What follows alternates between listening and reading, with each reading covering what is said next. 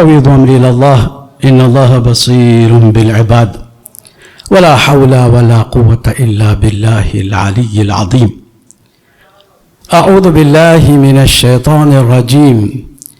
بسم الله الرحمن الرحيم. وبه نستعين وهو خير ناصر ومعين. الحمد لله الذي دل على ذاته بذاته وتنزه عن مجانسة مخلوقاته وجل عن ملائمة كيفياته. الصلاة والسلام على عبده ورسوله وحبيبه ونجيبه وخير خلقه وصفيه وبشيره ونذيره وحافظ سره ومبلغ رسالاته سيدنا ومولانا الذي سمي في السماء بأحمد وفي الأرض بأبي الزهراء محمد.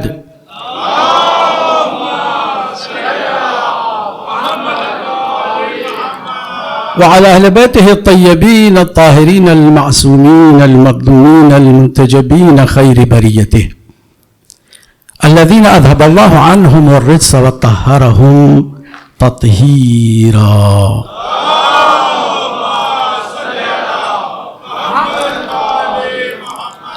واللعن على أعدائهم وغاصبي حقوقهم ومنكر فضائلهم والشاكين فيهم والمنحرفين عنهم أجمعين.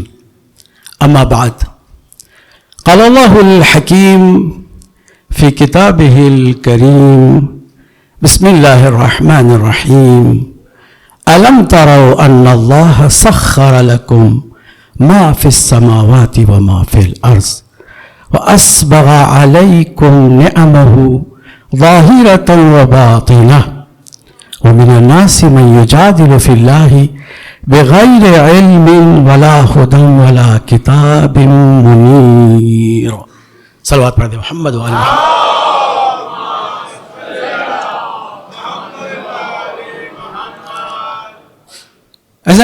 عزیزان گرامی، پہلی مرتبہ اتفاق ہوا ہے کہ ہم آپ کے درمیان میں آئیں، اور اس کے پیچھے بہت سارے مومنین، مخلص مومنین کی کاوشیں ہیں، محنتیں ہیں، اور مسلسل ان کا اخلاص ہے کہ جس کے سبب ہم آپ کے درمیان میں آئے.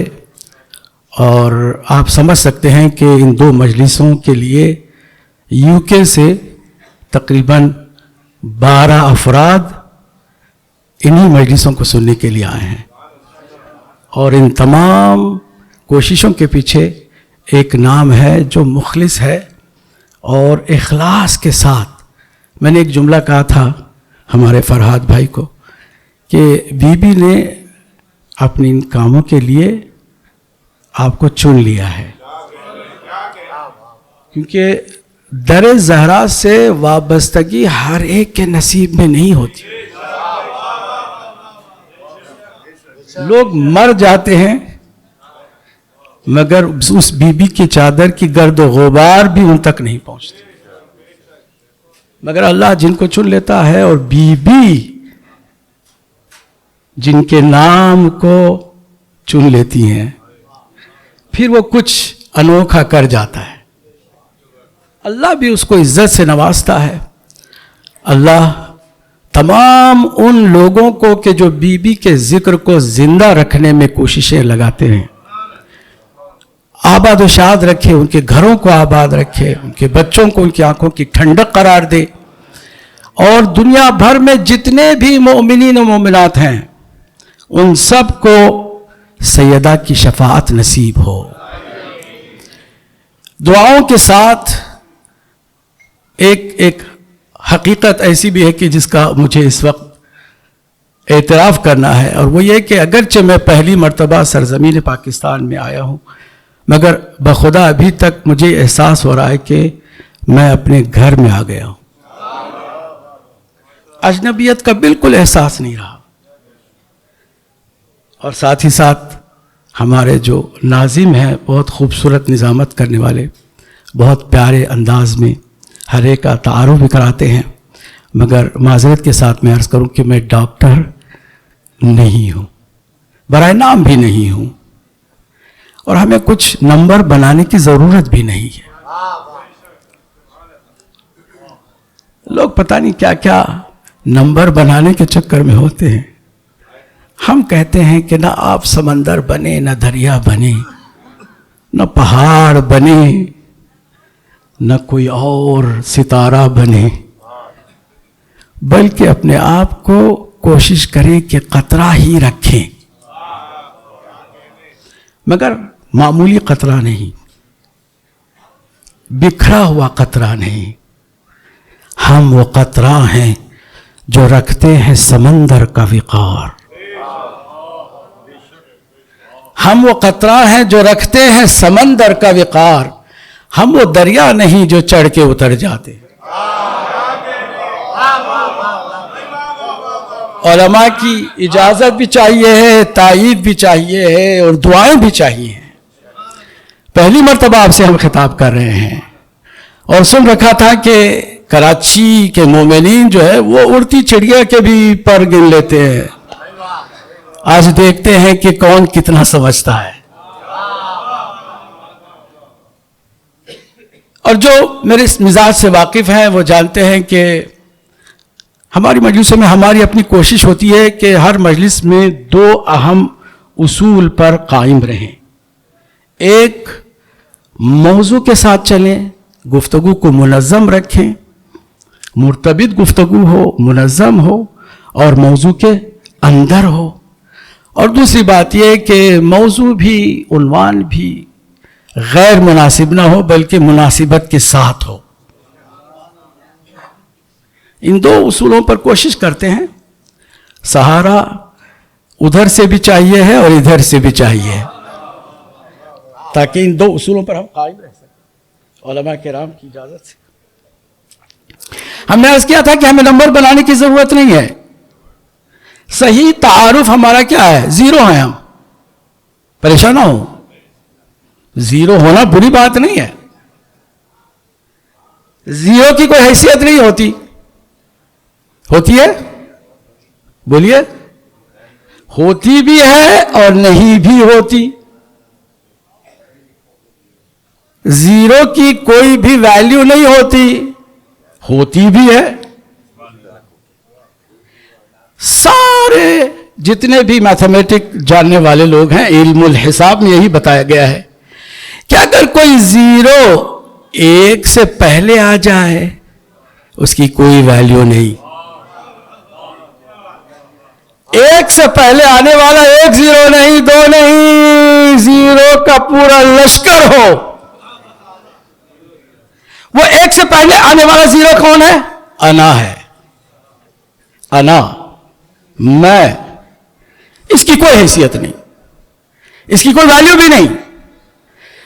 ہزاروں 0 اگر 1 سے پہلے آ جائیں کوئی ویلیو نہیں، مگر ایک کمزور سر جھکاتا ہوا 1 کے بعد آ جائے.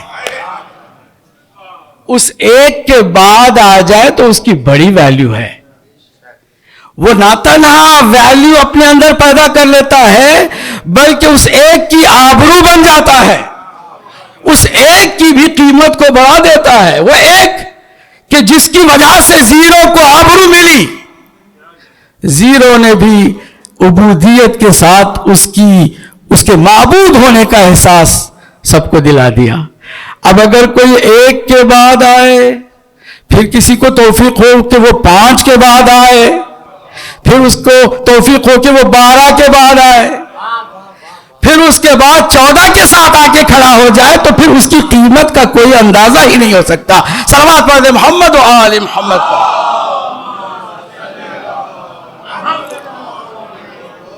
یہ ساری ہماری اپنی کوشش اسی بات پر ہو کہ ہم 0 رہیں مگر وابستہ رہیں.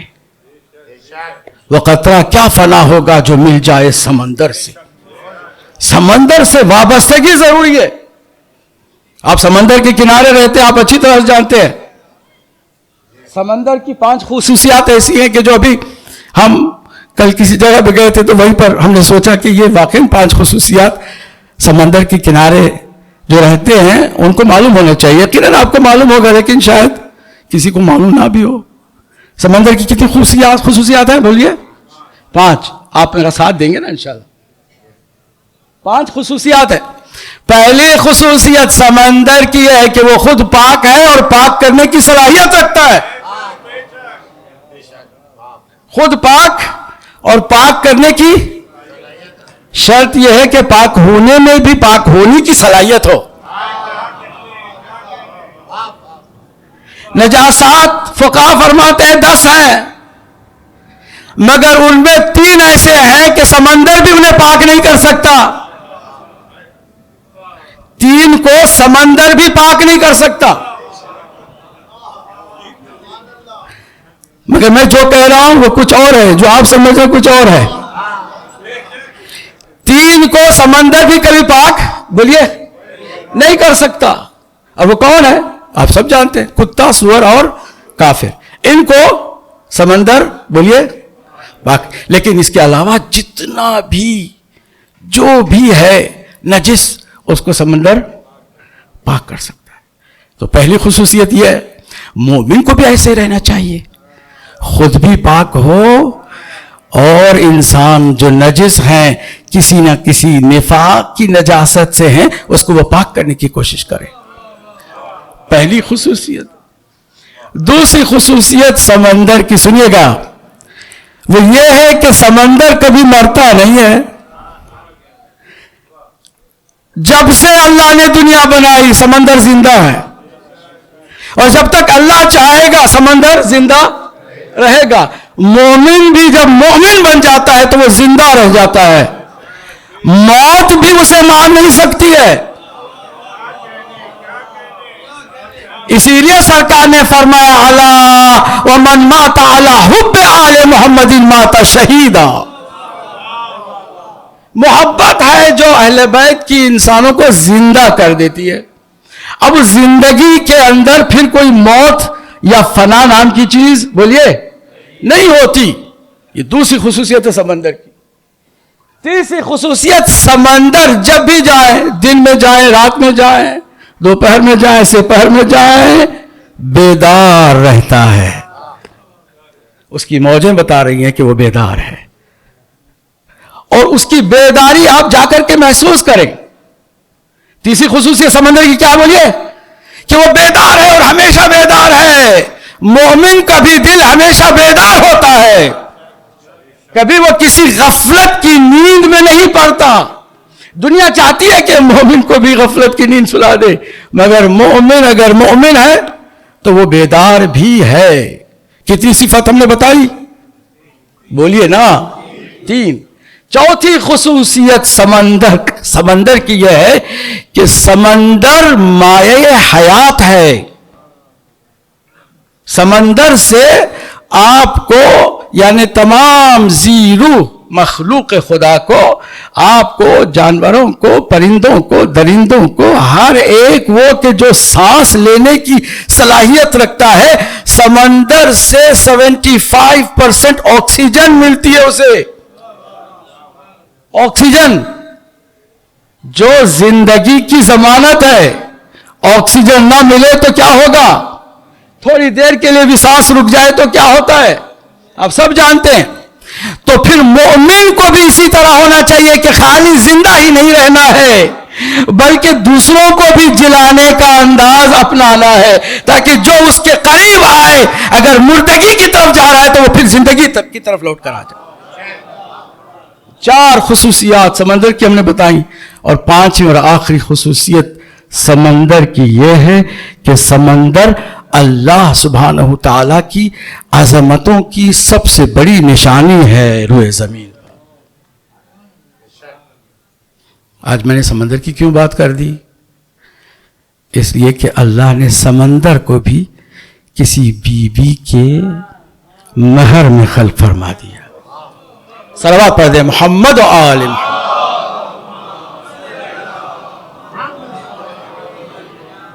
اس کا ہمیں اندازہ نہیں ہے. اب جس آیت کریمہ کی ہم نے تلاوت کی، موضوع کیا ہمارا؟ گفتگو، تمہیدی گفتگو آپ نے سن لی. موضوع بھی بہت حساس ہے، بہت ہی حساس. علماء اس کی گہرائی تک بہت آسانی کے ساتھ جا سکتے ہیں، آپ لوگوں کو بھی جانا ہے۔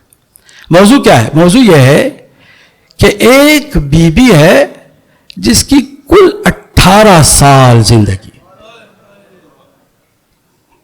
کل 18 سال۔ بیوی کا وہ کارنامہ کیا تھا کہ جس کی وجہ سے وہ سیدۃ النساء العالمین بن گئی؟ کیا کام بیوی نے ایسا کیا کہ وہ سیادتوں کا مرکز بن گئی؟ وہ کارنامہ بیوی کا کیا ہے کہ جس کی وجہ سے اللہ سبحانہ وتعالیٰ نے فضیلتوں کو بیوی کی گود میں رکھ دیا، بیوی کی جھولی میں ڈال دیا،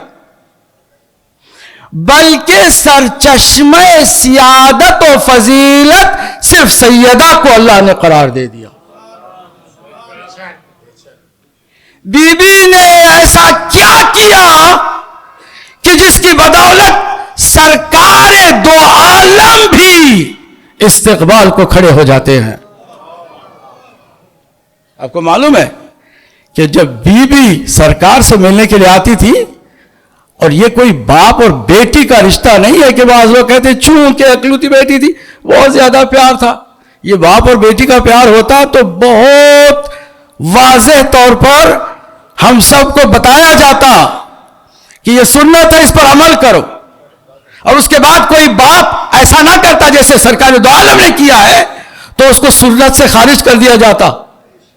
ایسے ہی ہوتا ہے نا، بلکہ الٹا کہا گیا ہے کہ باپ آئے تو بیٹی استقبال کے لیے کھڑی ہو جائے، اپنی جگہ سے اٹھ کر جائے اور باپ کے ہاتھ کا بوسہ لے، باپ کا احترام کرے۔ حکم تو یہ ہے، مگر سرکار جب بھی سیدہ سرکار کی اس بارگاہ میں پہنچتی تو سرکار دو عالم 5 کام ایسے کرتے تھے کہ جس کا کہیں کسی اور جگہ پہ بدل نہیں ہے، کوئی اس کی مثال نہیں ہے۔ 5 کام میں ہمیشہ عدد کو ساتھ رکھتا ہوں تاکہ آپ کے اذہان عالیہ میں ہماری باتیں کسی جگہ پر جگہ پا سکیں۔ 5 کام سرکار دو عالم کیا کرتے تھے۔ نمبر 1، جیسے ہی خبر ہوتی کہ بی بی دروازے پہ آ گئی ہیں اپنی جگہ سے کھڑے ہو جاتے تھے۔ کھڑا ہو جانا بھی بہت بڑی بات ہے، وہیں پر انتظار نہیں کرتے تھے۔ دوسرا کام، سرکار اپنی جگہ سے چلتے دروازے تک جہاں بی بی کھڑی ہے، دوسرا کام سرکار پہنچتی۔ پھر تیسرا کام، سرکار سیدہ سلام اللہ علیہا کی پیشانی کا بوسہ لیتے۔ چوتھا کام، بی بی کا ہاتھ پکڑ کے اپنی جائیگاہ کی طرف لے کر آتے۔ 5واں کام سنیں گے، اپنی ابا کو بچھا کر کے بی بی سے کہتے کہ بیٹھو میری لال، یہاں پر بیٹھو۔ یہ کام ایک دن کا نہیں تھا، ایک مرتبہ نہیں ہوا۔ راوی کہتے ہیں، ایک نے روایت کی ہے کہ میں نے 6 مہینے ایسے حضور کو کرتے ہوئے دیکھا، کسی راوی نے کہا کہ میں نے 1 سال پورا ایسا دیکھا۔ لیکن حقیقت یہ ہے کہ جس نے جب تک دیکھا اسی مدت کو بیان کر دیا۔ حقیقت یہ ہے کہ سیدہ جب سے دنیا میں تشریف لائی اور جب تک سرکار دنیا میں رہے ایسا کرتے رہے۔ 5 کام۔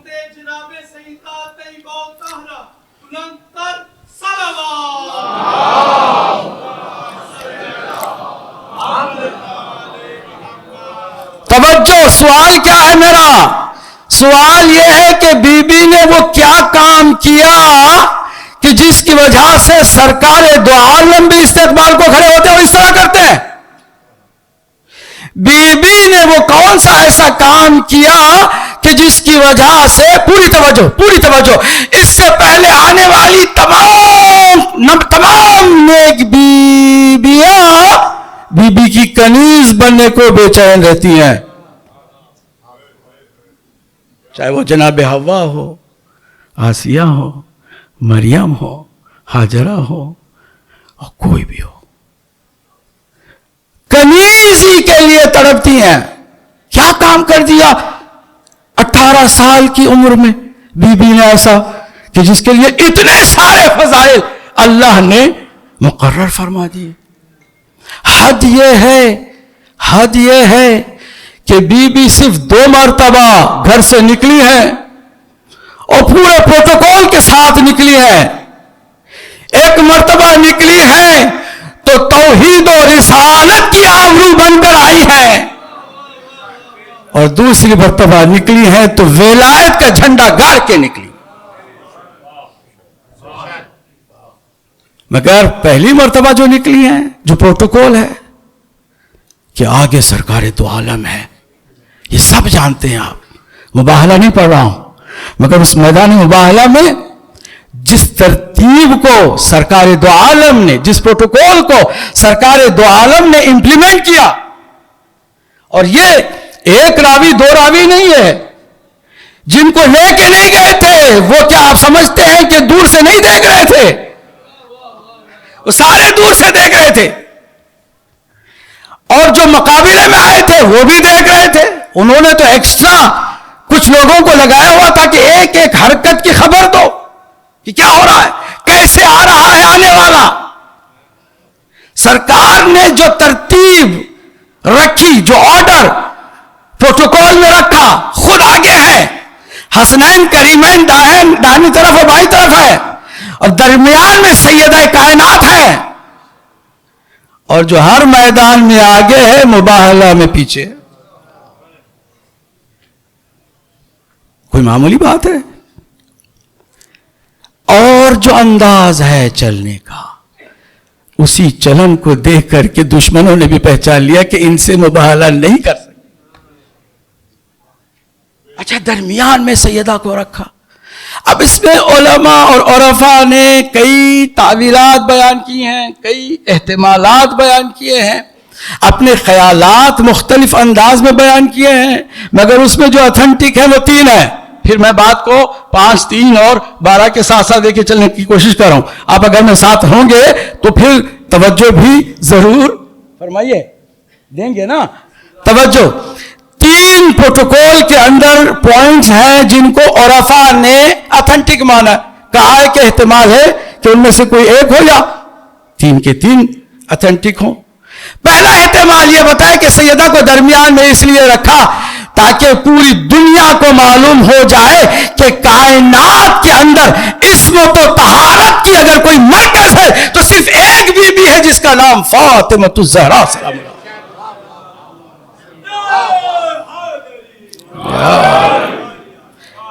عصمت و طہارت کی مرکز اگر کائنات میں کوئی بی بی ہو سکتی ہے تو یہ جناب زہرا سلام اللہ علیہ. اس لیے درمیان میں سیدہ کو رکھا. بعض فقہا, بعض عرفاء کہتے ہیں نا, اس کا ایک احتمال یہ بھی ہے کہ سیدہ رسالت کی بھی ضرورت ہے, امامت کی بھی ضرورت ہے, جس کو فرماتے ہیں عرفاء حلقہ وصل ہے رسالت اور امامت کے درمیان, دونوں کی ضرورت ہے. یعنی یہ بتانا چاہ رہے ہیں کہ بی بی نہ ہو تو نہ رسالت مکمل ہے نہ امامت مکمل ہے. اب اس کی وضاحت کی طرف جائیں گے تو بہت ٹائم درکار ہوگا. میں کوشش کر رہا ہوں کہ موضوع پر قائم رہوں اور اس موضوع ہی کو لے کر کے کل کی مجلس تک جاؤں, اور کل کی مجلس میں شاید سارا آپ کو اس مفہوم کا, اس موضوع کا ماحصل مل جائے. دوسرا احتمال یہ بتایا. تیسرا احتمال فرمایا نہیں, اللہ چاہتا ہے کہ سیدہ جو نہ نبیوں میں ہے اور نہ اماموں میں ہے اپنے اقتدار کو ظاہر فرمائے. وہ اقتدار کیا ہے؟ درمیان میں بی بی ہیں, آگے رسالت ہے, پیچھے امامت و ولایت ہے. اللہ نے اس ذریعے سے, اس رفتار میں حقیقت کو عرفاء کے لیے کھول دیا کہ تم اگر سیدہ کو انبیاء میں نہ پاؤ یا پھر اماموں میں نہ پاؤ تو ذرا مباہلہ کے اس انداز کو دیکھو اور سمجھو کہ اقتدار سیدہ کا کس حد تک اللہ نے بلند رکھا ہے کہ اگر ایک قدم آگے بڑھے تو رسالت لے لے اور ایک قدم پیچھے ہٹائے تو امامت لے لے. سیدہ سلام اللہ علیہا کو اتنا سارا فضائل کا منبع اللہ نے قرار دیا. سوال یہ ہے کہ کیا کیا تھا بی بی نے؟ وہ کام بی بی کا کیا ہے جس کی وجہ سے اتنی ساری فضیلتوں کو اللہ نے بی بی کی جھولی میں ڈال دیا؟ تو یقیناً ابھی وہ کارنامہ یا وہ بی بی کا کام سمجھنے سے پہلے جان لیں کہ جب فضائل کا ایسا انبار سیدہ کے گھر میں دیکھیں تو سمجھیں کہ وہ کارنامہ یقیناً حضرت آدم کے کارنامے سے بڑا ہوگا، وہ کارنامہ یقیناً حضرت نوح کے کارنامے سے بڑا ہوگا، وہ کارنامہ یقیناً حضرت ابراہیم کے کارنامے سے بڑا ہوگا، وہ کارنامہ یقیناً حضرت موسیٰ کے بھی کارنامے سے بڑا ہوگا، وہ کارنامہ یقیناً حضرت عیسیٰ کی مسیحائی سے بھی بڑا ہوگا، وہ کارنامہ یقیناً یا پھر رسالت کے مساوی ہوگا یا اس کے قریب قریب وہ کارنامہ اپنے اثرات دکھانے والا ہوگا.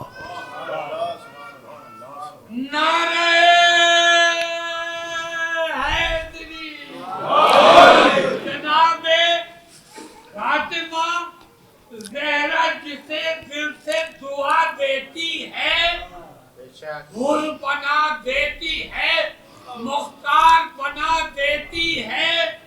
فاطمہ زہرا کی الفت کو بسا لو دل میں، فاطمہ زہرا کی الفت کو بسا لو دل میں. ارے یہ تو نسلوں کی طہارت کا پتہ دیتی ہے.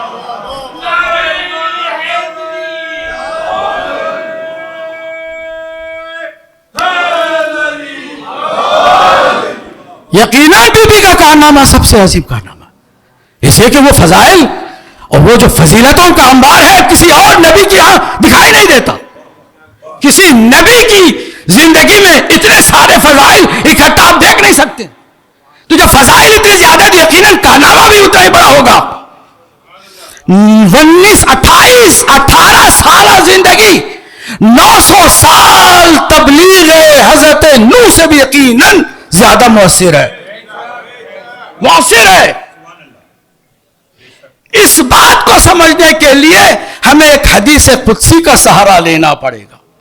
حدیث قدسی جس کا ایک ٹکڑا تو زبان زد عام ہے، شیعہ سنی سب پڑھتے ہیں، کہ اللہ سبحانہ وتعالیٰ نے اپنے حبیب سے خطاب کرتے فرمایا یا احمد لولاک لما خلقت الافلاک. اے حبیب اگر تم نہ ہوتے تو افلاک کو خلق نہ کرتا، گیلیکسیز میں خلق نہ کرتا، یہ کائنات تمہاری اگر تم نہ ہوتے تو خلق نہ کرتا. اس کو تو لے کر کے ہر ملا، ہر مولوی، ہر شاعر، ہر خطیب کلام کرتا ہے، اپنے بھی اور ہمارے بھائیوں میں بھی. یہ تو بہت زبردست معروف حدیث قدسی کا ٹکڑا ہے کہ جو ہر جگہ سے آپ نے سنا ہے. مگر یہ حدیث قدسی کا صرف ایک ٹکڑا ہے. باقی کے 2 ٹکڑے ایسے ہیں کہ جن کو پڑھنے والوں کا بھی ضمیر کبھی کبھی اجازت نہیں دیتا، کبھی کسی کا دماغ آ کر کے یہاں پر رک جاتا ہے، کبھی شاعر کا قلم رک جاتا ہے، کبھی خطیب کی زبان رک جاتی ہے. آگے کیوں نہیں بولتے کہ سرکار دو عالم سے خطاب اللہ نے جو فرمایا آگے بھی کچھ فرمایا ہے، اس کا کیوں نہیں تذکرہ کرتے؟ ممکن ہے کہ کوئی کہے کہ اس لیے کہ وہ جو بعد والے ٹکڑے ہیں نا اس کے بیان سے ہمارا دل ٹکڑے ٹکڑے ہو جائے گا، یا پھر ہم غلو کی طرف چلے جائیں گے، گمراہ ہو جائیں گے. کیا ہے وہ ٹکڑے؟ سنیں گے. لولا کلمہ خلقت الافلاک، اے حبیب اگر آپ نہ ہوتے تو افلاک کو خلق نہ کرتا. ولولا علی لما خلقت، اور اگر علی نہ ہوتے تو آپ کو بھی خلق نہ کرتا. نہیں ہم یہ نہیں کہہ سکتے, کہیں گے تو بہت بڑا غلو ہو جائے گا. غلو کیسے ہو جائے گا؟ کہ اس کا مطلب یہ ہوگا کہ علی رسول اللہ سے بھی افضل ہو گئے. ہم سمجھاتے ہیں ابھی کہ افضل و مفضول کون ہوتا ہے.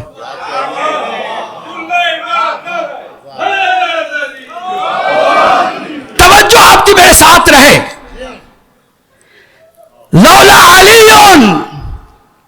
لما خلقتک, علی نہ ہوتے تو آپ کو بھی خلق نہ کرتا. آپ کچھ اپنے بھی تیسرے ٹکڑے کو بیان کرنے سے ڈرتے ہیں. تیسرا ٹکڑا کیا ہے؟ وَلَوْلَا فَاطِمَةَ لَمَا خَلَقْتُكُمَا. اے حبیب اگر فاطمہ نہ ہوتی تو نہ آپ کو خلق کرتا نہ علی کو خلق کرتا.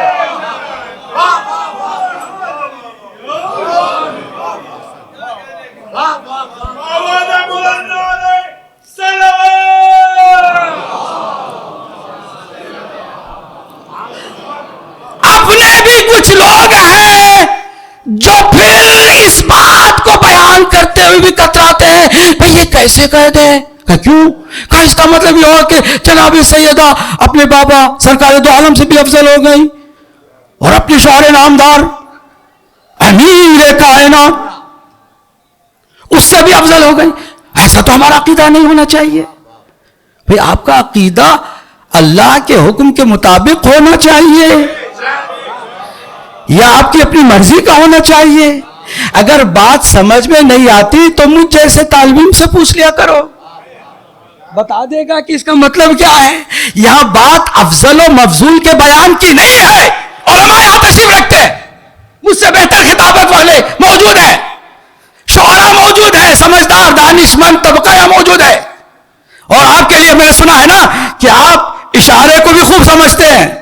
ہم بات اشاروں ہی میں کرنے کی کوشش کریں گے. آپ میرے ساتھ چلیں گے تو بات آپ تک پہنچانے میں شاید کامیاب ہو جاؤں. بات افضل و مفضول کی نہیں ہو رہی ہے. پھر کیا ہو رہا ہے؟ کہ لولا لما خلقت الافلاک. اسی جملے کو لے کر میں آپ سے پوچھوں تو آپ نے کہا کہ افضل و مفضول کی بات ہے تو تم نے رسول اکرم کو افلاک سے افضل سمجھا. یہ سرکار کی تعریف نہیں توہین ہے. افلاک کی حیثیت ہی کیا ہے کہ جس کا مقابلہ رسول اکرم سے کیا جائے.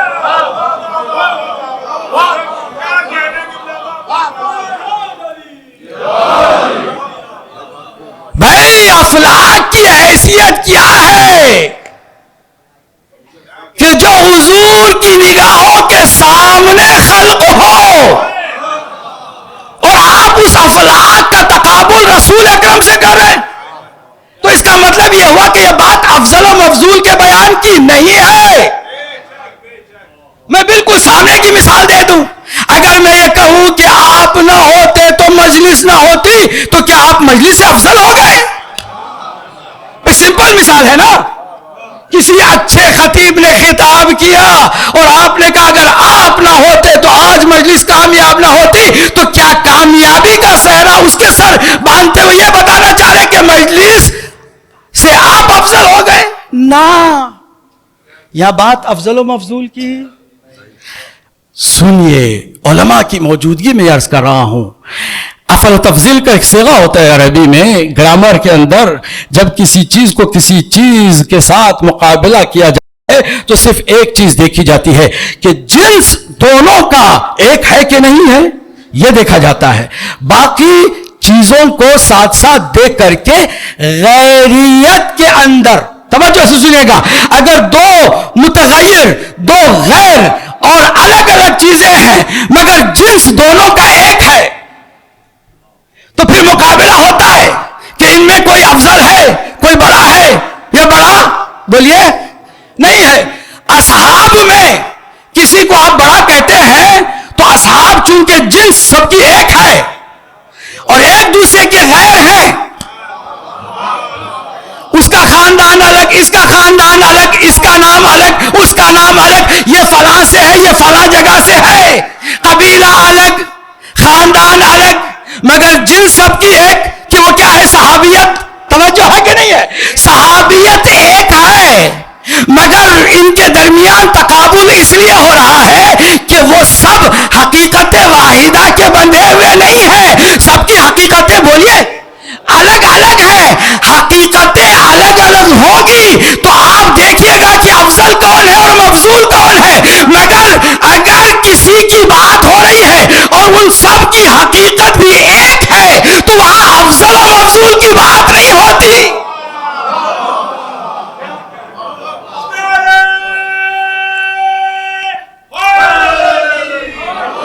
بھائی جو میں نے سنا تھا نا آپ لوگوں کے بارے میں چاہتا ہوں کہ اس کو عملی شکل دے کر اطمینان دلا دے کہ آپ نے صحیح سنا تھا کہ کراچی کے لوگ اشارے خوب سمجھتے ہیں۔ میں دیکھتا ہوں کہ اشارے سمجھ رہے کہ نہیں سمجھ رہے۔ میں نے کیا عرض کیا کہ افضل و مفضول کی بحث کہاں ہوتی ہے؟ دو باتوں کا خیال رکھا جاتا ہے، ایک افضل و مفضول جن کے درمیان لے کر کے بیٹھے ہیں ان کی جنس ایک ہو، ٹھیک ہے، مگر ان کی حقیقت الگ الگ ہو۔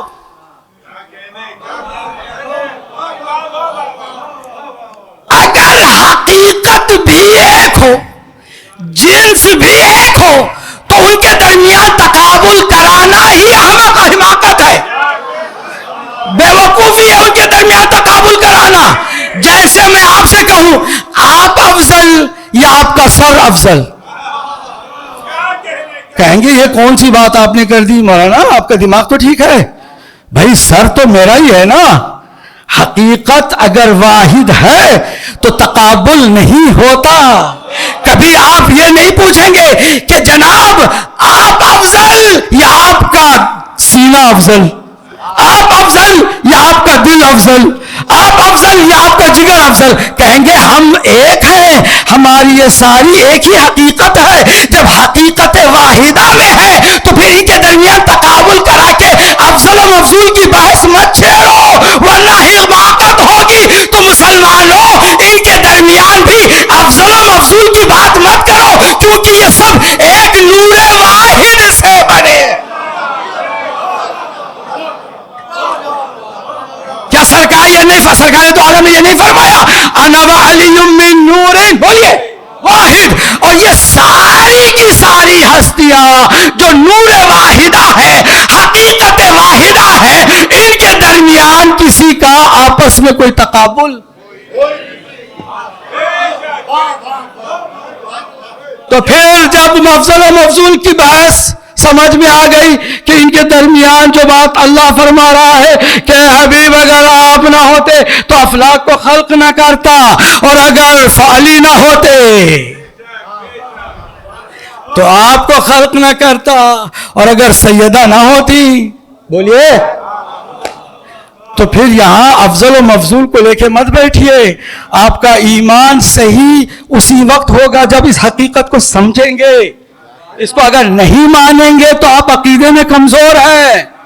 ہم نہیں کہتے کہ آپ مقصر ہیں، مگر کمزور عقیدے کے ہیں کہ اگر آپ اس بات کو لے کے بیٹھے ہیں کہ نہیں، ہم یہ نہیں کہہ سکتے کہ سرکار دو عالم کے لیے اللہ نے فرمایا کہ اگر آپ نہ ہوتے تو افلاک کو خلق نہ کرتا، اور اگر علی نہ ہوتے تو آپ کو خلق نہیں ہے نا، ہم یہ نہیں کہہ سکتے۔ جو یہ کہتا ہے نا اس کی کمزوری ہے ایمان کی۔ حقیقت واحدہ ہے، ان کے درمیان کوئی تقابل بولیے نہیں ہو سکتا ہے۔ اب ذرا اور سنیے بات کو سمجھنے کے لیے، اللہ نے لولا کے ساتھ کہا لولا کا لما خلقت الافلاق، اگر آپ نہ ہوتے تو افلاق نہ ہوتے۔ تو افلاق سے افضل نہیں ہے بلکہ سبب خلقت کائنات سرکار کی ذات۔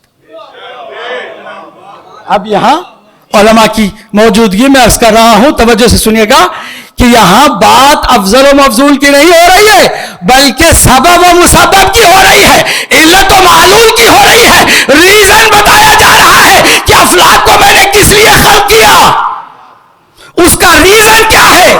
سرکار آپ کی ذات ہے، اور علی کو اس لیے خلق کیا کہ اگر علی نہ ہوتے تو آپ کا مشن کبھی کامیابی نہ ہوتا۔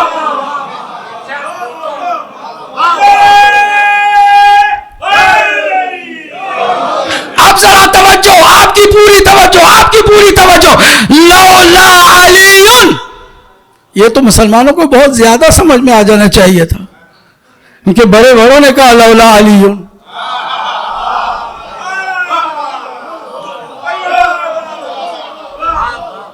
میں نے حدیث کا مطالعہ کیا. ایک چھوٹا سا طالب علم، وہ ہمیشہ انشاءاللہ دعا بھی کرے کہ اللہ کرے کہ میں مرتے دم تک طالب علم ہی رہوں، کیونکہ نجات میری طالب علم ہی میں. جس وقت میں سمجھنے لگا کہ میں کچھ بن گیا ہوں عالم، وہیں سے جہالت کا سلسلہ شروع ہو جاتا. اندھیرا جہالت کا میری آنکھوں پر آنے لگتا ہے. اس لیے کبھی بھی کوئی اپنے آپ کو عالم نہ سمجھے. جن کے پاس علم کل ہے وہی کہہ سکتے ہیں ہم عالم. علم صرف اور صرف اللہ نے جن کو دیا نا وہ کہہ سکتے وہ عالم. راسخون فی العلم، صرف اللہ سبحانہ تعالیٰ نے چند ہستیوں کو بنائے راسخون فی العلم. تو ہم سب طالب علم ہیں. پوری توجہ. میری طالب علمی کے تحقیقی سلسلے میں میں نے اسی بات کو چند دنوں پہلے لے کر کے تحقیق شروع کر دی کہ حدیثوں میں اللہ نے حدیث قدسی میں کیا فرمایا، سرکار دو عالم نے اپنی حدیثوں میں کیا فرمایا، خود مولا کائنات نے بھی اس موضوع کو لے کر کے کیا کچھ فرمایا، اور جناب سیدہ نے کیا کچھ فرمایا. لولا علی، اگر علی نہ ہوتے تو میں نے 40 حدیث پائی، 40 مختلف زاویے سے. اگر علی نہ ہوتے، سرکار فرما رہے ہیں لولا انت یا علی لم یعرف المؤمنون من بعدی. اے علی اگر آپ نہ ہوتے تو مومنین کی پہچان ہی نہ ہوتی.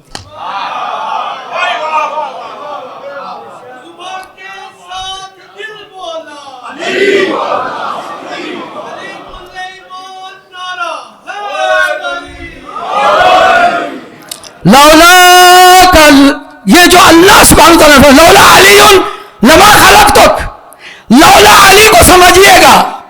40 حدیثیں 40 مختلف زاویوں سے اس بات کو واضح کیا گیا. اگر علی نہ ہوتے تو کیا ہوتا؟ علی نہ ہوتے تو مومنین کی پہچان نہ ہوتی. اگر اس کو میں الٹ کر کہہ دوں، مومن کی مختصر تعریف یہ ہے کہ جس کا امیر علی ہو وہ مومن ہے.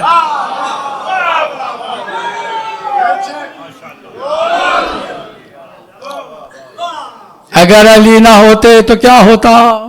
فرمایا لولا علیون ما بانا حق من الباطل. اگر علی نہ ہوتے تو حق باطل سے کبھی جدا دکھا ہی نہ دیتا. جانتے کیوں؟ اس لیے کہ باطل کی ایک کمزوری بھی ہے، مجبوری بھی ہے کہ اگر وہ اٹھنا بھی چاہتا ہے تو حق کا سہارا لے کر اٹھتا ہے. میں نے پوری ایک داستان کو ایک جملے میں بیان کر دیا. اب جو آپ سمجھ رہے ہیں اس کا میں ذمہ دار نہیں ہوں، جو میں کہہ رہا ہوں اس کا ضرور ذمہ دار ہوں. میں نے کیا عرض کیا ابھی؟ فرمایا اللہ کے نبی نے کہ اگر علی نہ ہوتے تو حق باطل سے کبھی جدا، کیونکہ باطل اٹھتا ہے تو سہارا کس کا لیتا؟ بولیے. علی کے مقابل میں انہوں نے کس کو اٹھایا؟ بولیے نا.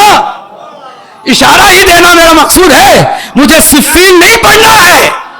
مگر صفین کا جو لب لباب ہے وہ بیان کرنا ہے. وہ کیا ہے کہ علی کے مقابل میں باطل آ ہی نہیں سکتا تھا. باطل نے کہا مجھے اٹھنا ہے، علی کے خلاف اٹھنا ہے. کہا باطل کو اٹھنے کے لیے حق ہی کا سہارا لینا پڑے گا. کیا کیا؟ قرآن کو نیزوں پہ اٹھا لیا. حق کے مقابل میں کبھی بھی باطل ننگا ہو کر نہیں آتا.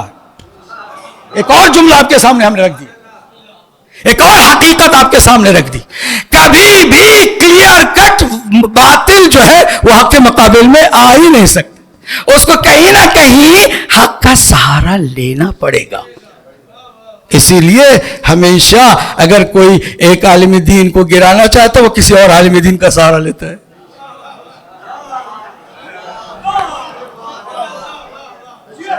مسلمان کو مارنے کے لیے باہر سے نہیں، مسلمان ہی کا سہارا لیتا ہے. ظلم کرنا ہے نا، مسلمانوں پہ کرنا ہے، غزہ پہ کرنا ہے، فلسطین پہ کرنا ہے، سہارا کس کا لے؟ خالی مسلمانوں کا نہیں، عربوں کو مارے، عربوں ہی کا سہارا لیتے ہیں۔ یہ ساری دنیا کا سارا اصول یہی ہے، باطل کبھی ننگا ہو کر کے حق کے مقابل میں بولیے نہیں آئے گا، ہمیشہ حق کے مقابل میں باطل اٹھتا ہے تو سہارا کس کا لیتا؟ بولیے حق کا۔ تو سرکار نے فرمایا حق کو ایسی سچویشن میں کوئی بھی نہ سمجھتا اگر علی نہ ہوتے۔ آگے یہ وہ حدیث کے جس کو شیعہ سنی سب نے لکھا ہے جناب ابو سعید خدری کی طرف سے کہ جب بھی ہمیں کنفیوژن ہوتی صحابہ کے بزم میں کہ اس میں منافق کون ہے مومن کون ہے تو ہمارے پاس ایک ہی کرائٹیریا تھا، ہم جا کے چپکے سے علی کی تعریف کرتے، اگر جل جاتا تو کہتے منافق ہے اور اگر جی جاتا۔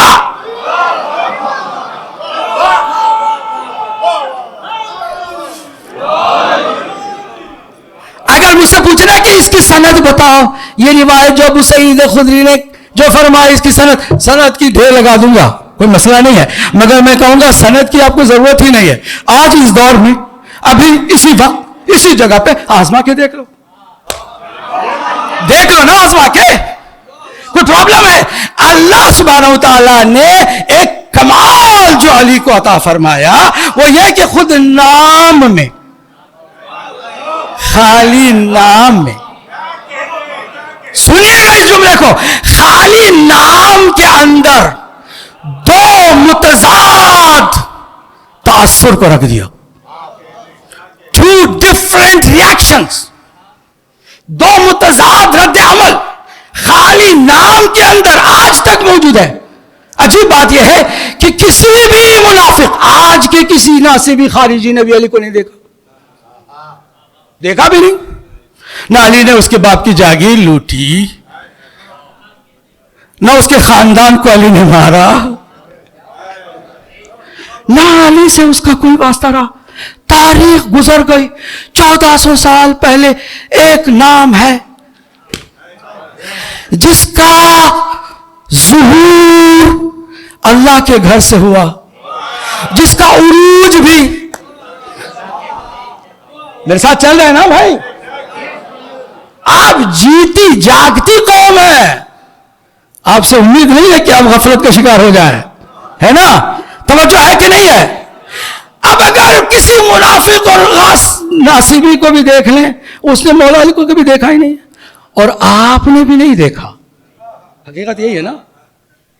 کسی نے مومن نے اگر بہت زیادہ محبتوں کے ساتھ زندگی گزاری تو شاید خواب میں دیکھ لیا ہوگا، مگر حقیقت میں کسی نے مولا علی کو نہیں دیکھا۔ کوئی ہے کہ میں نے دیکھا؟ بولیے نہیں۔ نہ منافق نے علی کو دیکھا، نہ مومن نے علی کو دیکھا، خالی نام علی کا زبان پہ آیا۔ یہ کیوں ایسا ہو گیا کہ ایک جل اٹھا ایک جی اٹھا، ایک کا چہرہ گلاب کی طرح کھل گیا اور ایک کا چہرہ کانٹے کی طرح سکڑ گیا۔ بھائی ہمیں کوئی کچھ بھی کہے، مجھے ایک ہمارے اہل سنت کے بہت ہی قریبی عالم دین نے کہا کہ ایک سوال کا جواب مجھے دیجئے۔ کیا؟ کہ میں نے دیکھا اکثر جہاں بھی شیعوں کو تو وہ شیعہ علی کا نام لیتے بڑا کیوں زیادہ وہ اپنا سینہ چوڑا کر لیتے ہیں، بڑا فخر ان کو ہوتا ہے، ایسا کیا ہے؟ میں نے کہی تو بات سمجھنے کی ہے، اللہ نے ہمیں اس کی چوکھٹ پہ ڈال دیا ہے جہاں صرف عزت ہی عزت ہے، جہاں وقار ہی وقار ہے، جہاں کامیابی ہی کامیابی ہے، جہاں فتیابی ہی فتیابی ہے۔ ہمیں اپنے اماموں کے نام لینے میں کبھی رسوائی اور شرمندگی نہیں ہوتی۔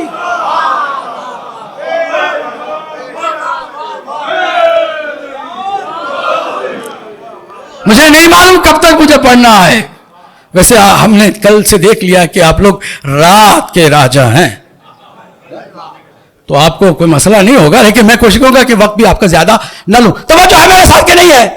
لولا علی علی، اگر علی نہ ہوتے حق بھی کبھی باطل سے جدا نہ ہوتا.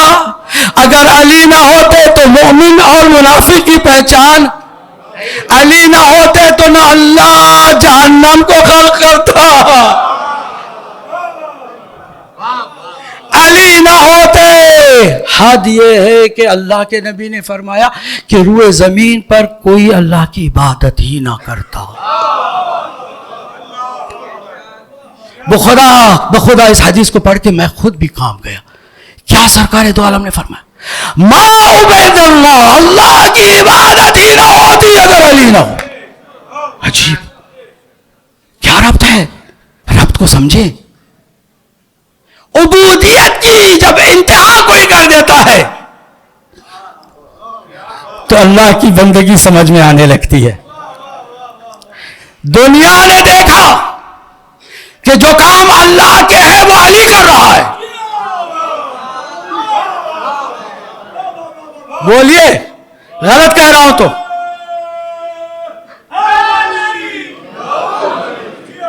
غلط کہہ رہا ہوں تو بولیے، پوری توجہ سنیے گا.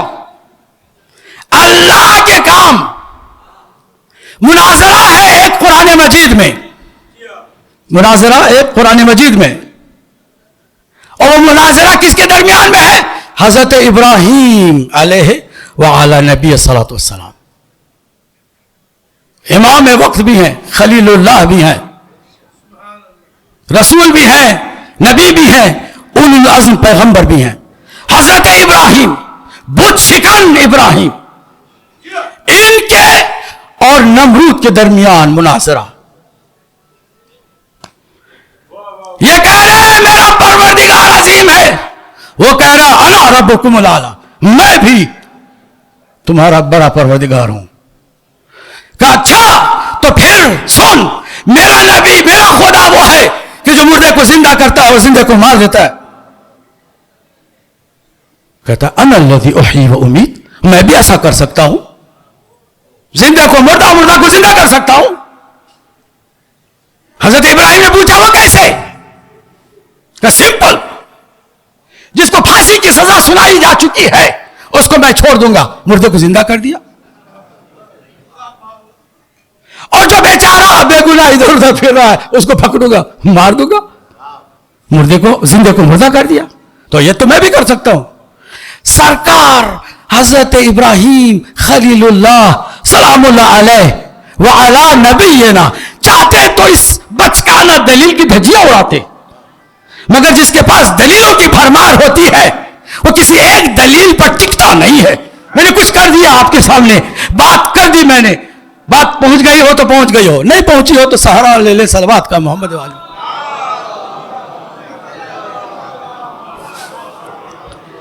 بھائی آپ کی ڈھیلی صلوات بتا رہی ہے کہ آپ اس سے زیادہ سننے کو پسند نہیں کر رہے شاید.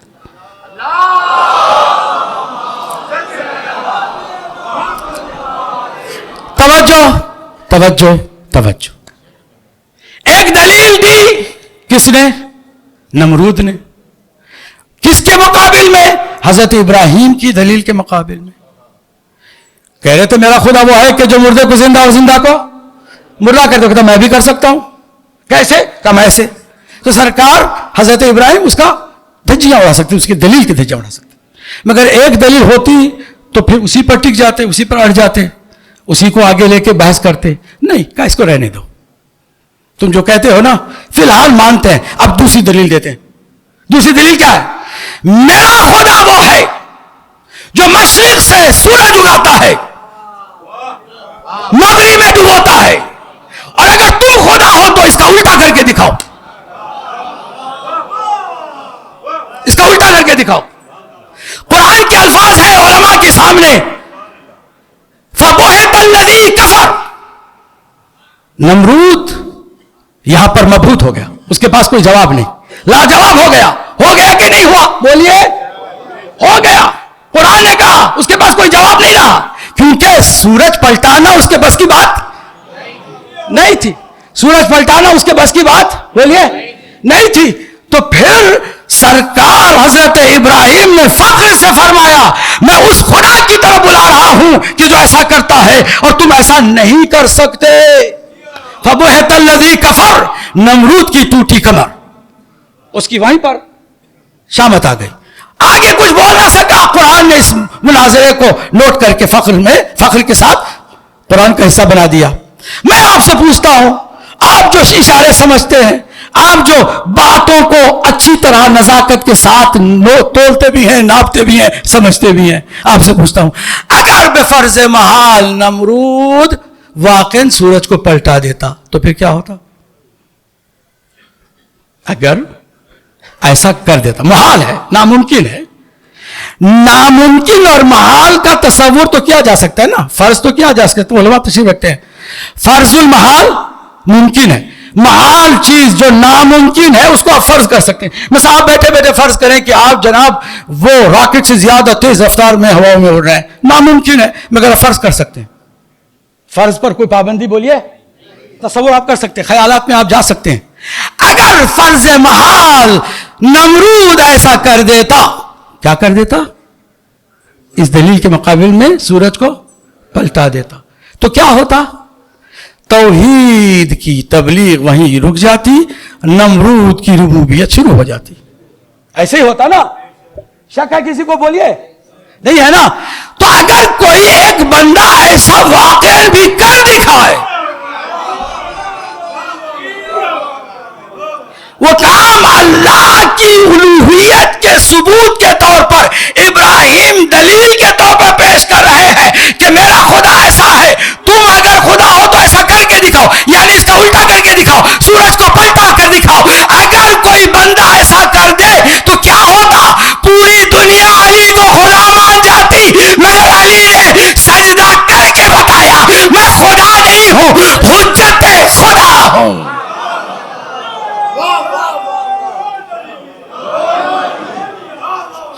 اب اس سے کیا آپ کو بات سمجھ میں نہیں آئی ابھی کہ سرکار فرماتے اگر علی نہ ہوتے خدا کی بندگی نہ ہوتی، خدا کی بندگی نہ ہوتی کیونکہ لوگ خدا علی، کیونکہ علی اللہ کے کام کر رہا ہے. وہ نمرود کی طرح کسی پھانسی پہ چڑھنے والے کو بچا کر کے مردے کو زندہ کرنے کا دعویٰ نہیں کرتا. لوگوں نے آنکھوں سے دیکھا ہے علی نے ایسا کیا ہے. تو جب کیا ہے تو کہیں کوئی اسی کو خدا نہ مان لے. علی نے سجدہ کر کے لوگوں کو اللہ کی بندگی کی طرف دعوت دی، بندگی پروردگار کی طرف بلایا. تو پھر اگر علی نہ ہوتے تو بندگی بھی نہ ہوتی، علی نہ ہوتے تو جہنم کو اللہ خلق نہ کرتا، علی نہ ہوتے تو جنت بھی خلق نہ ہوتی، علی نہ ہوتے تو فرشتے بھی خلق نہ ہوتے، علی نہ ہوتے تو نہ زمین کا یہ جو بستر ہے وہ لگاتا اللہ، نہ آسمان کا شامیانہ لگاتا. علی نہ ہوتے ان ساری باتوں کو آگے لے جا کر کے ایک اور حدیث آج کے موضوع کے مطابق آپ کے سامنے رکھوں. اے علی اگر تم نہ ہوتے تو فاطمہ کا کوئی کفو نہ ہوتا.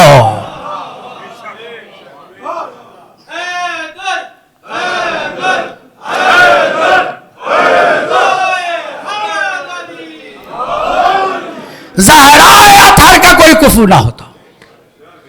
آپ سے اگر کوئی پوچھے کہ جناب مریم کی شادی کیوں نہیں ہوئی تو یہ نہ کہیے گا کہ جناب مریم کو کوئی اچھا رشتہ نہیں ملا، نہ، بلکہ یہ کہیے کہ کوئی مرد اس زمانے میں جناب مریم کی ٹکر کا تھا ہی نہیں، کوئی تھا ہی نہیں کہ جو ہم سری کرتا، کفر بنتا جناب مریم کا. یہ تو مریم کی عظیم سیدہ کو رتبہ حاصل ہوا کہ جناب زہرا کو اللہ نے مریم کی طرح بے کفو اور بے ہمسر نہیں رہنے دیا. علی نہ ہوتے تو زہرا کا کوئی کفو نہ ہوتا. لولا علیون کو سمجھتے جائیے، اگر ہماری زبان نہیں سمجھتے تو حضرت عمر ابن خطاب سے پوچھ لیجئے، وہ کہہ رہے ہیں اگر علی نہ ہوتے تو. اب ان سے جب پوچھئے گا تو جب یہ سنیے گا تو آگے یہ بھی سمجھئے گا کہ اگر علی نہ ہوتے تو بڑے بڑے کی ہلاکت ہو جاتی. تو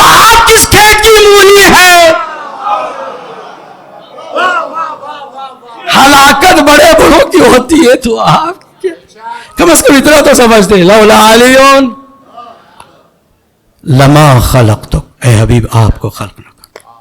اس معمے کو سمجھائیے، اس کا مطلب کیا ہو. یہ معمہ آج کی مجلس کا یہ آخری حصہ، اس کو غور سے سنیے گا. ہم قرآن سے باہر جانے کی ضرورت بھی محسوس نہیں کرتے، کیونکہ ہم کو اچھی طرح سے معلوم ہے کہ علی قرآن کے ساتھ ہے اور قرآن علی کے ساتھ. قرآن سمجھ میں نہیں آئے تو علی سے پوچھ لیتے ہیں، علی سمجھ میں نہیں آتی تو قرآن سے پوچھ لیتے ہیں. ہمیں ادھر ادھر جانے کی ضرورت نہیں ہے. اب آئیے قرآن کی طرف. قرآن کیا کہتا ہے؟ سورہ رعد اور اس کی آخری آیت، وَيَقُولُ الَّذِينَ كَفَرُوا لَسْتَ مُرْسَلًا.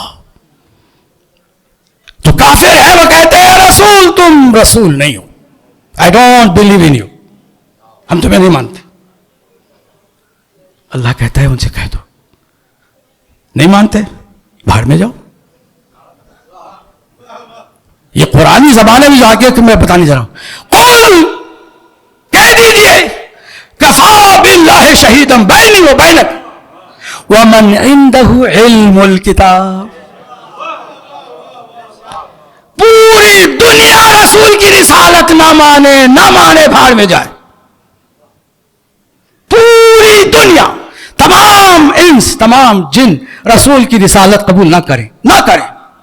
ایک بھیجنے والا گواہی دے دے اور ایک زمین پر علی گواہی دے دے، کافی ہے. کافی کا مطلب ٹوٹل رسول کامیاب ہے. ایک کی گواہی اندازہ لگا لے کہ قیامت تک آنے والے مسلمان کلمہ پڑھ کر کے کبھی احسان نہیں جتا سکتے، کیونکہ پہلے ایک نے گواہی دے دی ہے، اس کے بعد کافی ہے. کسی کی گواہی کی ضرورت نہیں ہے. اب ہر کلمہ گو پر علی کا احسان ہوگا. پہلے اس نے تصدیق کی تو رسول کی رسالت بچی.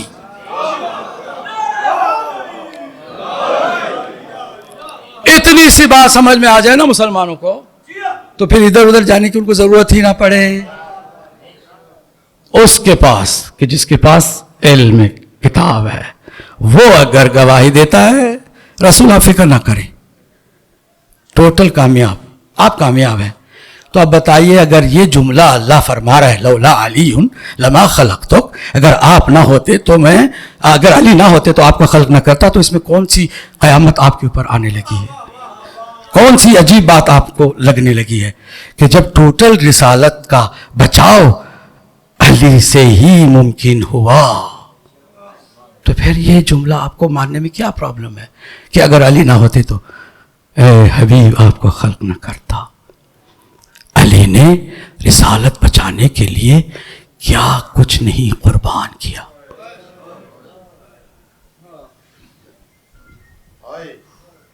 سارے مسلمانوں کو اکٹھا کر کے اللہ کے حبیب نے مجبور کیا کہ علی کو مولا بھی کہو گے، امیر المومنین کہہ کے سلام بھی کرو گے، جا کے بیعت بھی کرو گے. کس کے ہاتھوں؟ امیر المومنین کے ہاتھوں. ان کی بس چلتا تو کبھی نہ کرتے، ان پہ چھوڑ دیتا تو وہ بھی انکار کر جاتے. ایک نے انکار کیا، پتھر آیا، سب سنبھل گئے. مزید پتھر نہ آئے، تباہی نہ ہو جائے، تو بچنا ہی ہے تو پیش ہو کر پورے انہماک کے ساتھ جا کے ہم مبارکبادی پیش کرتے. سب نے آ کے مبارکبادیاں دی، سب نے مبارکبادی دی. سرکار کی آخری زندگی کے آخری دنوں کو کوئی بھی مسلمان اسٹڈی کرے تو پھر وہ صرف علی کا ہی رہے گا، کسی اور کا نہیں رہے گا. میں کسی اور کی بات نہیں کروں. سیرت نگار سارے جمع ہو جائیں، جتنے بھی سیرت کرتے ہیں، سیرت کے جلسے کرتے ہیں، کانفرنسز کرتے ہیں، سنت کی بات کرتے ہیں، سنت کا ڈنکا بجاتے ہیں، ان کو صرف ایک کام کرنا ہے، سرکار کی زندگی کے آخری 6 دن پڑھ لیں. 6 دن کہ امت نے ان 6 دنوں میں سرکار کے ہوتے ہوئے کیا کچھ گل نہیں کھلائے. پڑھیے جا کر 6 دن. ہمارا ایک موضوع ہے، ہم نے کتاب مفصل اسی بات پر لکھی ہے، سرکار دو عالم کی زندگی کے آخری 6 دن. اس کو اسٹڈی کرنے کی ضرورت ہے. ایک بھی حوالہ ہم نے شیعہ کتاب سے نہیں دیا, اس میں سارے اہل سنت ہی کے حوالے موجود ہیں. 6 دنوں میں کیا ہوا خلاصہ کرتا ہوں. غدیر کا اعلان تو ہو چکا, سرکار نے واضح طور پر مختلف جگہوں پر بتا دیا کہ میرے بعد صرف علی ہے, علی نجات کا واحد دروازہ ہے, علی کو جو چھوڑے گا وہ گمراہ ہے, علی کو جو چھوڑ کے چلا جائے گا وہ کبھی نجات نہیں پائے گا, ہلاک ہو جائے گا. مختلف طریقوں سے سمجھایا, سب کچھ سمجھایا. سمجھانے کے باوجود بھی سرکار نے 4 الگ الگ میٹنگیں کی ہیں. 4 کو پھر ذہن میں رکھیے گا. نمبر 1, جو سیاسی سرگرمیوں میں بہت تیز مشغول عمل ہو گئے تھے ان کو الگ بلایا, بلا کر کے کہا کہ قلم و دعوت دو, میں ایسا لکھ دوں کہ اس کے بعد جملہ عجیب ہے, اس کے بعد کہا کہ نہ تم گمراہ ہوگے نہ کسی کو گمراہ کر سکو گے. عجیب جملہ, علماء تشریح رکھتے ہیں اچھی طرح سے, بہترین اس کی وضاحت کر سکیں گے. نہ تم گمراہ ہوگے نہ گمراہ کسی کو بولیے کر سکو گے. مگر نہیں دیا. ابن عباس جب تک زندہ رہے اسی بات پر روتے رہے, اتنا روتے تھے کہ ان کی جو ریش مبارک تھی وہ تر ہو جاتی تھی آنسوؤں سے, اور بار بار یہ کہتے ہیں. اور 7 مرتبہ صحیح بخاری میں یہ حدیث موجود ہے کہ ابن عباس جب بھی کہتے جمعرات کا دن کیا مصیبت کا دن تھا, کیا عزا کا دن تھا اور سیاہ دن تھا, روک کر کے بتاتے کہ کیا ہوا. حضور مانگے اور لوگ انکار کر دیں, قلم و دعوت دینے سے انکار کر دیں. سرکار نے حجت تمام کی ان پر. پھر اس کے بعد دوسری میٹنگ کیا کی, بنی ہاشم کے جتنے لوگ تھے ان کو اکٹھا کیا کہ دیکھو میں تم کو اس ایک بات کے لیے جمع کر کے میسج دینا چاہتا ہوں کہ علی کو تنہا نہ چھوڑنا, علی کی اطاعت کرنا, علی کو اکیلے پن کا احساس نہ دلانا, علی کے بازو بن جانا, علی کی نصرت کرنا, علی جب بھی آواز دے اس کی مدد کو آنا. حجت تمام کی. تیسری میٹنگ گھر کے اندر علی کو بلا کر کے بٹھا کر کے سرکار نے جو کچھ ہونے والا تھا نا ایک ایک مصیبت بتائی.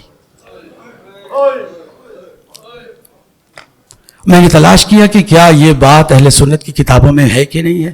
تلاش کرتے کرتے میں نے ایک جگہ پہ دیکھا, مستدرک علی الصحیحین, حاکم نیشاپوری نے ایسی حدیثوں کی کتاب لکھی ہے کہ جن حدیثوں کی سند جو ہے وہ بخاری اور مسلم ان کے حساب سے اس کے برابر کی ہے. معتبر حدیثوں کو انہوں نے اکٹھا کیا جو بخاری میں نہیں ہے اور مسلم میں نہیں ہے, مگر سند کے اعتبار سے برابری کرنے والی کتاب. کیا نام ہے؟ مستدرک علی الصحیحین. اس کتاب کے اندر جائے, کتاب فضائل صحابہ, اس کے اندر مولا علی کے فضائل کے باب میں جائیے تو انہوں نے اس حدیث کو لکھا ہے کہ سرکار نے فرمایا یا علی ستغدر بک امتی من بعد. اہل علم مجمع ہے, علماء یہاں پر تشریف رکھتے ہیں. عربی میں سین کے ساتھ کوئی بات آگے کی آئندہ کی بتائی جاتی ہے تو اس کا مطلب ہے فوراً, ان قریب, میرے فوراً بعد ایسا ہوگا. کیا ہوگا؟ ستغدر بک امتی, میری امت اے علی تم سے دغا کرے گی, تمہیں دھوکہ دے گی. غدیر میں بیعت کی مگر بہت جلد بیعت کو توڑ دے گی, دھوکہ کرے گی. تم اسے وعدہ کرو کہ صبر کرو گے. اب اس حدیث کو اہل سنت کی کتاب سے پڑھ لیا نا, اب آئیے تفصیل کی طرف. میرے مولا کو بٹھا کر کے سرکار دو عالم فرما رہے ہیں, جبرائیل ہمیشہ اکیلے آتے تھے اللہ کا پیغام لے کر. اس دفعہ جبرائیل کے ساتھ میکائیل بھی ہیں, اسرافیل بھی ہیں, اسرائیل بھی ہیں. چاروں سرداران ملائکہ سب کے سب آئے ہوئے ہیں اور مجھ سے کہہ رہے ہیں یا رسول اللہ علی سے وعدہ لینا. کس چیز کا وعدہ؟ کہ علی صبر کریں گے.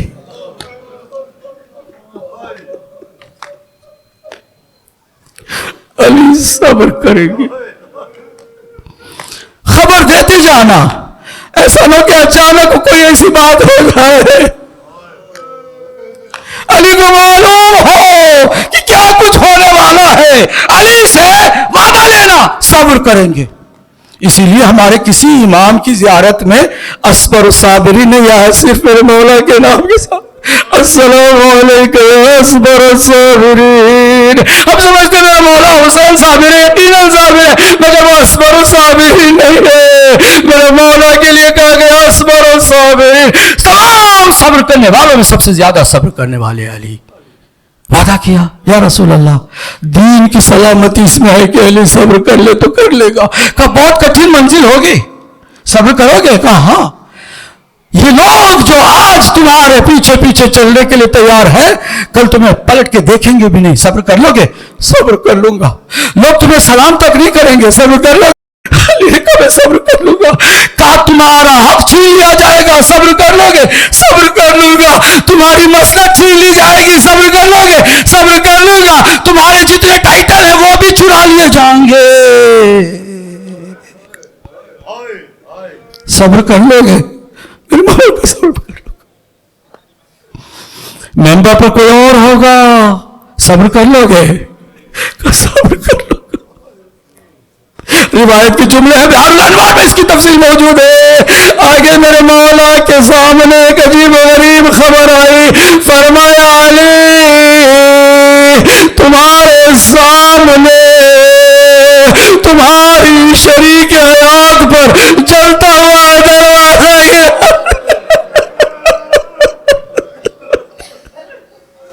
روایت کے الفاظ ہے جیسے میرے مولا نے خبر سنی ایسے آئے، اپنی آواز گریا کو بلند کیا کہ تھوڑی دیر کے لیے بے ہوش ہو. علی کے ہوتے میں سب کچھ ہوگا.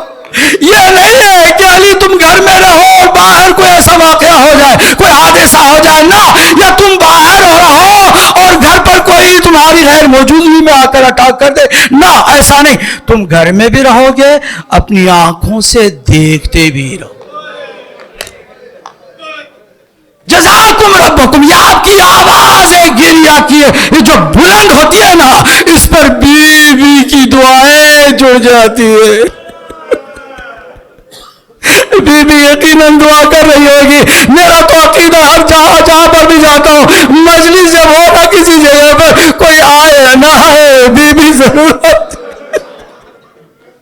لہذا آپ شرما کے مت روئیے گا. جب رونا ہی ہے مظلومیت سیدہ پر تو کھل کے گریہ کیجیے گا. میرے مولا نے اس بے ہوشی کے عالم کے بعد جب ہوش میں آئے تو سرکار نے پوچھا بتاؤ صبر کرو گے نا؟ علی نے کیسے کہہ دیا کہ میں صبر کروں گا. یہ صرف علی کا کلیجہ جانے، کوئی اس کو سمجھ نہیں سکتا سوائے میرے مولا کے. علی نے صبر کا وعدہ کر دیا. اب سنیں گے عزادارو، بہت ہی عجیب و غریب منزل ہے، میں کوئی بات بغیر دلیل کی نہیں کرتا. آج تک آپ بی بی کی مجلسوں میں بی بی کا مرثیہ سنتے ہیں نا، صبت علیہ مصائب صبت علی الایام السن لیالیا. میں آج میرے مولا کا مرثیہ سنانے چلا ہوں. مرثیہ میرے مولا کا کیا ہے سنیں گے؟ نہج البلاغہ کھولیے، اٹھائیے نہج البلاغہ اور دیکھیے تیسرا خطبہ، نمبر تیسرا خطبہ ہے. اس کے اندر جس کو خطبہ شقشقیہ کہتے ہیں، میرے مولا نے اس صبر کی بات عجیب و غریب انداز میں کہی. جانتے کیا فرمایا؟ فصبرت وعلی العین قضا. میں نے ایسے عالم میں صبر کیا کہ علی کی آنکھ میں کانٹا تھا. کانٹا جانتے کانٹے کا مطلب کیا ہوتا ہے؟ نہیں، اگر ایک معمولی سا ہلکا سا تنکا آپ کی آنکھوں میں آ جائے نا تو آپ بے چین رہیں گے، کبھی سو نہیں سکیں گے جب تک کہ وہ تنکا آنکھ سے نہ نکل جائے. آپ کو قرار نہیں آنے والا. مگر میرا مولا کہتا تنکا نہیں، کانٹا میری آنکھوں میں تھا. وہ کیا نکل گیا تھا؟ کسی جگہ پہ بھی نہیں نکلا. جب تک علی زندہ تھے اس کی کٹک کو محسوس کرتے تھے، اس کی خلش کو محسوس کرتے تھے. وہ آنکھ میں علی کے کانٹا کیا تھا جانتے ہیں؟ وہ کانٹا کیا تھا؟ وہ منظر تھا جہاں علی بیٹھے ہوئے ہیں بی بی دروازے پر. وہ کانٹا جو میرے مولا کی نگاہوں میں آخری وقت تک رہا، وہ منظر ادھر بچے ہنسنے کے کریمین طرف جاتے ہیں، علی کو انہیں سنبھالنا بھی ہے، تلوار نکالنی بھی رہی ہے.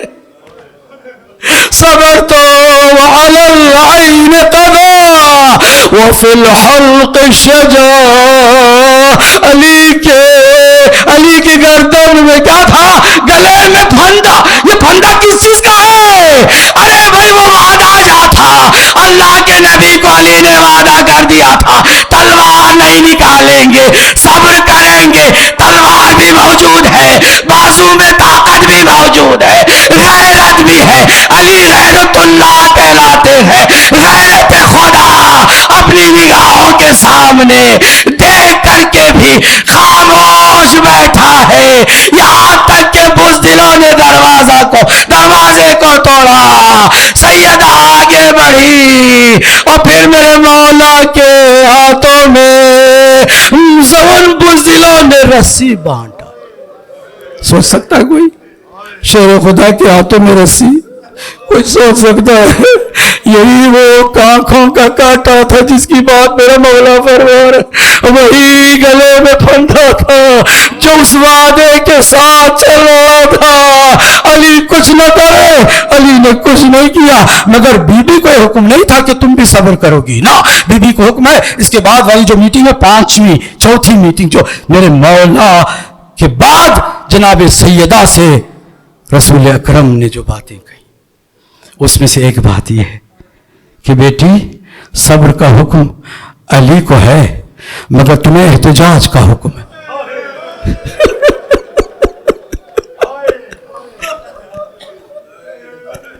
تمہیں احتجاج کرنا ہوگا. کرو گے وہ کام جو نبیوں سے نہیں ہوا؟ کرو گے وہ کام جو کسی نبی نے نہیں کیا؟ کرو گے. کہا بابا میں تیار ہوں. جب میری شادی کا وقت آیا تھا نا تو علی نے شادی میں حق مہر ادا کرنے کے لیے اپنی زرہ بیچ دی تھی. پوچھا تھا کیوں زرہ بیچ رہے ہو؟ یہ جنگ کی ضرورتوں میں سے ایک ضرورت ہے. فرمایا تھا کہ جس کے گھر زہرا جیسی سینہ سپر آ جائے اسے زرہ کی کیا ضرورت ہے؟ میں بابا سینہ سپر بنوں گی، دروازے پہ آ کے کھڑی ہو اور ظلم کو سہوں گی، اپنی جان کا نذرانہ پیش کر دوں گی. جب تک زندہ رہوں گی علی کو علی سے بیعت لینے نہیں دوں گی. بی بی نے عجیب غریب کام کیا. دروازے پہ آ گئی ہے بی بی. جب دیکھا میرے مولا کے ہاتھوں میں رسی بندھی ہوئی ہے، اس عالم میں بھی کوئی خاتون اٹھنے کی قابل نہیں ہوتی. ساری قوت کو اکٹھا کی بی بی نے، سر پہ چادر ڈالی. یا فضا تو خوشی میں فضا ہو سارا دو. آ کر کے میری بی بی نے عجیب غریب جملہ کا، خلو ابوالحسن، لوگوں ابوالحسن کو چھوڑ دو ورنہ اپنی بال پریشان کر دوں گی. میرے بی بی کا جملہ اتنا اثر انداز ہوا، ظالموں میں جرأت نہیں ہوئی، انہوں نے تو چھوڑ دیا. میں کہوں گا بی بی یہ مصائب کا آغاز ہے، آپ نے کہہ دیا ورنہ میں اپنے بال پریشان کر دوں گی. ظالموں نے ظلم کو روک دیا. ذرا آئیے کربلا میں، آپ ہی کی بیٹیاں ہے، بے کجاوا اونٹ ہے، بے مقنعو چادر، بازار میں تماشائی ہے، ننگے سر بیویوں. سیعلم الذین ظلموا ای منقلب انقلبون. پروردگار ہماری اس مختصر سی عبادت کو قبول فرما. بلند آواز میں آمین کہیے. لگا آنکھوں میں آنسو آ گئے، بہترین جگہ پہ دعا کر رہے ہو نا تو وہ دعا کبھی رد نہیں ہو سکتی. استجابت کا پورا یقین آپ کو ہونا چاہیے. پورے یقین کے ساتھ آمین کہیے، دل سے بلند آواز میں آمین کہیے. پروردگار ہماری اس مختصر سی عبادت کو قبول فرما. پروردگار ہم سب کو بی بی کی شفاعت نصیب فرما. ہمیں صحیح معنوں میں بی بی کے نوکروں میں شمار فرما. پروردگار تجھے واسطہ ہے اسی مظلوم والی کا، اس کی ولایت سے ایک لمحے کے لیے بھی ہمیں جدا نہ فرمانا. جتنے بھی مومنین مومنات ہیں اور اس دنیا سے جا چکے جتنے بھی مرحومین اور مرحومات ہیں. آج ہم گئے تھے وادی الحسین، شہداء کی بارگاہ میں حاضری دی. پروردگار تمام شہداء کو، علماء کو، ذاکرین کو، شعراء کو جو اس دنیا سے جا چکے ہیں، آپ سب کے مرحومین کو آج کی اس مجلس کا جو ثواب ہے ایصال فرما اور ان کی برزخ کی مشکلات کو آسان فرما. خاص کر جو میرے ساتھ آئے ہیں لمبے سفر کے ساتھ ان مجلسوں کو سننے کے لیے، اور جو قافلہ سالار ہیں ہمارے بھائی، مخلص بھائی سید فرہاد نقوی، ان کے تمام مرحومین کی مغفرت فرما. انہیں آج بہترین نوید بخشش ایصال فرما.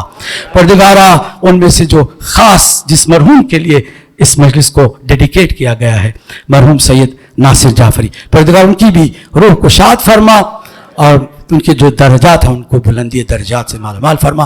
آپ سے گزارش ہے ایک مرتبہ سورہ حمد اور 3 مرتبہ سورہ اخلاص کی تلاوت فرما کر ماتم کے لیے تیار ہو جائیں. بسم اللہ الرحمن الرحیم. الرحمن الرحیم مالک یوم الدین ایاک نعبد و ایاک نستعین اهدنا الصراط المستقیم صراط الذین انعمت علیہم غیر المغضوب علیہم ولا الضالین. بسم اللہ الرحمن الرحیم. اللہ الصمد لم یلد ولم یولد ولم یکن له کفوا احد. بسم اللہ الرحمن